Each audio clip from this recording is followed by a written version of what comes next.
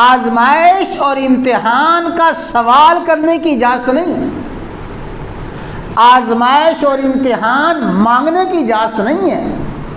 خود اللہ تعالیٰ سے آزمائش نہ مانگو، امتحان نہ مانگو، بلکہ صحیح حدیث میں آتا ہے، حضرت انس رضی اللہ تعالیٰ عنہ ارشاد فرماتے ہیں کہ عاد رجلا من المسلمین، رسول اللہ صلی اللہ علیہ وسلم ایک مسلمان کی عیادت کے لیے تشریف لے گئے۔ ظاہر ہے کہ صحابی رسول تھے، آپ اس کی عیادت بیمار پرسی کے لیے گئے تو رسول اللہ صلی اللہ علیہ وسلم نے اس بیمار کو دیکھا، فصار خفت، اتنا کمزور ہو گیا تھا، اتنا دبلا پتلا ہو گیا، گویا کہ چوزے کی طرح ہو گیا،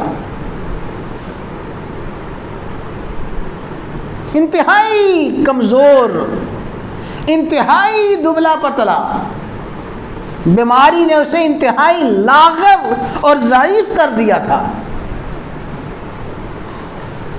رسول اللہ صلی اللہ علیہ وسلم اس کے پاس تشریف لے گئے، آپ نے تیمارداری بیمار پرسی فرمائی اور آپ نے فرمایا کہ اے شخص،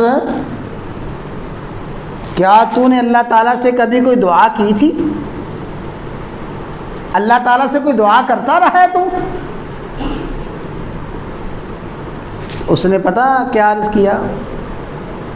فرمایا ہاں، میں نے اللہ تعالیٰ سے یہ دعا کی تھی کہ یا اللہ، جو تو نے آخرت میں مجھے سزا دینی ہے، جو آخرت میں تو نے میری گرفت کرنی ہے، وہ سزا مجھے دنیا ہی میں دے دے۔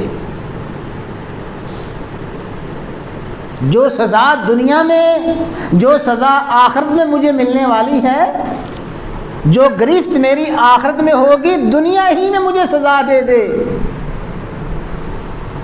تو جب اس شخص نے اس دعا کا تذکرہ کیا تو آپ نے فرمایا، اس کی طاقت کون رکھتا ہے؟ تم میں سے کون ہے جو اس کی استطاعت، اس کی طاقت رکھے؟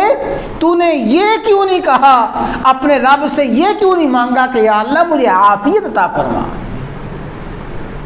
تو نے اللہ تعالیٰ سے بیماری اور اللہ تبارک و تعالیٰ سے تو نے عذاب کا، گرفت کا سوال کیوں کیا؟ نہیں، اللہ تعالیٰ سے آزمائش، اللہ تعالیٰ سے امتحان، اللہ تعالیٰ سے بلا، آفت، مصیبت نہ مانگو، بلکہ اللہ تعالیٰ سے جب بھی مانگو عافیت کا سوال کرو۔